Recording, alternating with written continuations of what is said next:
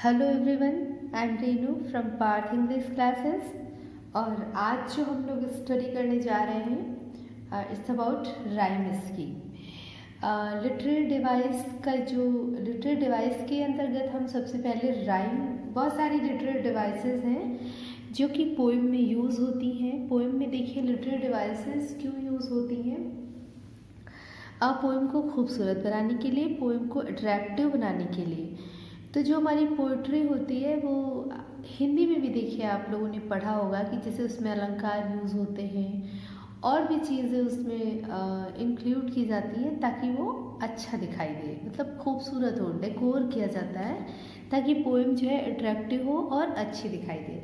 तो उसी तरीके से सेम वे इंग्लिश में भी जो है लिटरेरी डिवाइसेस उनको बोलते हैं। उसमें हम सबसे पहले राइम स्कीम के बारे में बात करेंगे कि राइम स्कीम क्या है, राइमिंग वर्ड्स क्या है। ठीक है, तो लेट स्टार्ट। बहुत इजी वे में बताया है मैंने, खुद इसको देखिए राइट किया हुआ है और इस तरीके से ताकि आपको बहुत इजीली समझ में आए। देखिए शुरू करते हैं। देखिए जो एक ये मैंने वन लाइन में एक लिखा है आपके सामने कि the repetition of sound in or at the end of words, यानी कि जो repetition of sound in or at the end of words, इसका मतलब ये कि जो वर्ड्स आ रहे हैं, जो आपकी पोएम की लाइंस के वर्ड्स हैं, वर्ड्स वो मिड में भी आ सकते हैं और वर्ड जो कि लास्ट में भी आ सकते हैं। लास्ट, ठीक है, लास्ट में जो वर्ड्स वो आ सकता है या फिर मिड में भी वो वर्ड्स आ सकते हैं। तो वो जो वर्ड्स आते हैं उनका जो साउंड होता है, यानी कि जो उनका कह सकते हैं कि जो उनकी साउंड, जो उनकी आवाज़ है वो एक जैसी होनी चाहिए। तो अगर एक जैसे हैं साउंड तो वो क्या होते हैं, राइमिंग वर्ड्स कहलाते हैं। जैसे कि देखिए एक मतलब रिपीटेशन, अगर साउंड एक जैसा है, साउंड का रिपीटेशन हो रहा है कि जो पहला वाला वर्ड है उसको बोलते हैं तो जो साउंड आता है लास्ट में, और फिर सेकंड जो वर्ड है उसको बोलते हैं अगर सेम साउंड आता है, तो क्या होता है कि वो उसी को राइमिंग वर्ड बोलते हैं। जैसे कि देखिए इसमें बिल्कुल दिया हुआ है आपके सामने, such as well and dull, well and डल।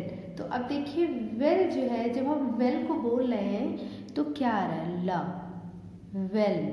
जब हम वेल बोल रहे हैं तो क्या आ रहा है, ला, एंड डेल, ला। तो यानी कि जो साउंड आ रहा है इसका सेम है, ला ला, वेल डेल। तो it means well rhymes dell, यानी कि ये इसके साथ राइम कर रहा है।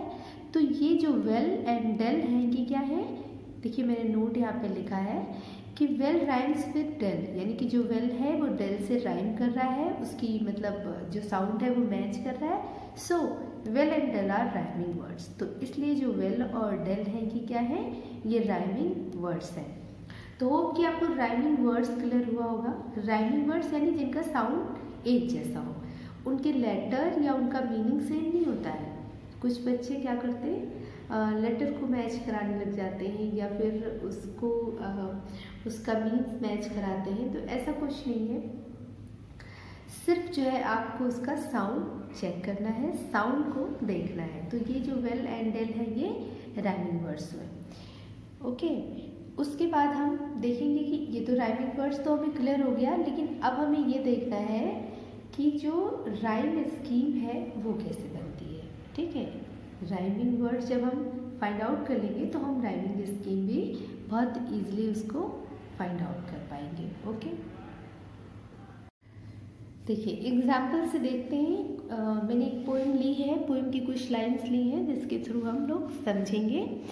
राइम वर्ड्स हम लोग क्लियर कर चुके हैं और अब हम लोगों को सिर्फ राइम स्कीम समझना है। ओके, तो ये कुछ लाइन्स हैं। देखिए first line, the road diverse in yellow wood, and sorry I could not travel both, and we one traveler long I stood and looked down at one as far as I could to where it bent in the undergrowth।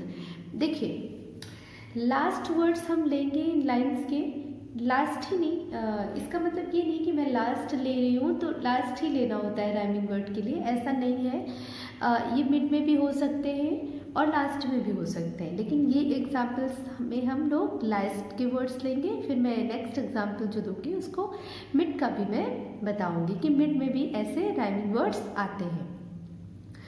तो जैसे कि first line जो हमारी है उसका last word हमारा would है। Second line की जो लास्ट वर्ड है बोथ है। तो वुड राइम्स बोथ, क्या वुड जो है बोथ के साथ राइम कर रहा है? जैसे कि अभी हमने पहले बात की थी कि उसका साउंड सेम होना चाहिए, तो क्या वुड का और बोथ का साउंड सेम है? यानी कि वुड के लास्ट में ड आ रहा है एंड बोथ में थ आ रहा है, तो बिल्कुल डिफरेंट है ये। तो ये बिल्कुल राइम नहीं कर रहा है एक दूसरे से। तो उसके बाद देखेंगे थर्ड लाइन में स्टूड है। अब स्टूड को चेक करेंगे बोथ से, तो क्या स्टूड बोथ से मैच हो रहा है? इसके साउंड सेम है। बोथ में था आ रहा है, स्टूड में डा आ रहा है। स्टूड बोथ तो नहीं मैच हो रहा है, साउंड बिल्कुल मतलब सेम नहीं है। तो अब स्टूड को चेक करेंगे वुड से, फर्स्ट लाइन, यानी कि चेक तो हमें सारे ही वर्ड्स को करना है ना। तो अब स्टूड को हम वुड से चेक करेंगे। तो वुड स्टूड, वुड स्टूड, तो ये साउंड सेम है, इसमें भी डा है, इसमें भी डा है, तो इट मीन्स ये राइम कर रहे हैं एक दूसरे से। फोर्थ लाइन का लास्ट वर्ड है कुड। नाउ कुड चेक करेंगे with stood, could stood, could stood. Obviously ये भी राइम कर रहा है एक दूसरे से, तो could rhymes with stood and stood rhyme with would. It means would stood could rhyme each other. ये तीनों ही जो थ्री वर्ड्स आपके हैं, ये थ्री वर्ड्स एक दूसरे से राइम कर रहे हैं, क्योंकि इनका जो साउंड है, देखिए बहुत क्लियरली इसको जो है, अगर समझ में नहीं आता है आपको तो आप कंफर्म करिएगा, लेकिन बहुत कंसंट्रेट होकर इसको समझिए कि जिसका साउंड, कुछ और समझने की ज़रूरत नहीं है कि कुछ बहुत सारे स्टूडेंट क्या करते हैं, वो लेटर को मैच कराने लग जाते हैं, मीन्स को मैच कराने लगते हैं। कुछ नहीं मैच कराना है, सिर्फ हमें साउंड देखना है कि जो साउंड आ रहा है, जो वॉइस आ रही है, वो सेम होनी चाहिए, ठीक है। तो वुड स्टूड कुड, ये वुड स्टूड कुड, ये सेम है। तो इन दीज लाइन्स जो राइमिंग वर्ड्स हमारा निकल कर आ रहा है वो क्या है? वुड स्टूड कुड, क्योंकि ये राइम कर रहे हैं ईच अदर, एक दूसरे से। अब सेकंड जो लाइन का जो बोथ है, तो ये बोथ भी तो किसी के साथ राइम कर ही रहा होगा, तो चेक करते हैं, लेट्स सी। तो बोथ वुड के साथ नहीं कर रहा है, बोथ स्टूड के साथ नहीं कर रहा राइम, बोथ कुड के साथ राइम नहीं कर रहा, तो फिर किसके साथ कर रहा है? अंडर ग्रोथ, लास्ट लाइन का लास्ट वर्ड। बोथ था, अंडर ग्रोथ था, इसमें भी लास्ट में था, उसमें भी था आया, तो इट मीन्स कि इसका जो साउंड है वो सेम है। Both under growth, both under growth, clear हो रहा? तो ये साउंड सेम है, तो ये राइमिंग वर्ड्स है, ठीक है। बोथ है अंडर ग्रोथ, ये मैंने यहाँ पे मेंशन नहीं किया है, बट ये भी राइमिंग वर्ड्स हैं। तो अगर कहना है कि ये जो स्टेंजा है, इन लाइन्स में राइमिंग वर्ड्स क्या है, तो would stood could and both under growth, clear.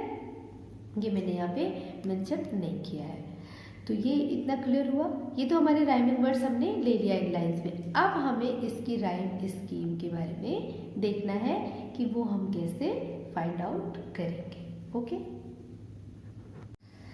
देखिए राइम स्कीम हमें फाइंड आउट करनी है इसमें। तो टू रोड, मैंने उसी पोएम को मैंने शॉर्ट में लिख लिया, फुल नहीं लिखा, क्योंकि हमें सिर्फ लास्ट वर्ड से सिर्फ हमें लास्ट वर्ड उसका लेना है। तो देखिए लास्ट वर्ड यहाँ पे आ जाते हैं, would both stood could and under growth, जो कि हमारे राइमिंग वर्ड्स हैं। अब स्कीम का क्या करेंगे कि देखिए उसके लिए हम लेटर्स ले लेंगे ABCD, ठीक है, और हम ABCD ही लेते हैं इसको डिनोट करने के लिए। तो वुड के लिए हमने A लेटर लिया। अब बोथ, क्योंकि बोथ इसके साथ साउंड नहीं कर रहा, बोथ इसके साथ मैच नहीं कर रहा है, तो बोथ के लिए हमने अनदर एक दूसरा लेटर लेंगे B, क्लियर, क्योंकि ये अनमैच है, इनका साउंड मैच नहीं है, तो इसलिए इसके लिए दूसरा लेटर लिया B, ठीक है। स्टूड वुड से मैच कर रहा है, तो जाहिर सी बात है उसी लेटर को हम यहाँ पे फिर रिपीट करेंगे, यानी कि जो मैच हो रहे हैं। जब जब कहने का मतलब ये कि वुड स्टूड कुड, जब ये 3 वर्ड सेम है, साउंड कर रहे हैं, यानी कि राइम ईच अदर, एक दूसरे से राइम कर रहे हैं, तो जो राइम करेंगे वर्ड एक दूसरे से, उनके लिए हम एक ही लेटर डिनोट करेंगे, एक ही लेटर को लेंगे, सॉरी। तो वुड के लिए ए लिया, तो वुड से मैच हो रहा है स्टूड, तो उसके लिए भी ए।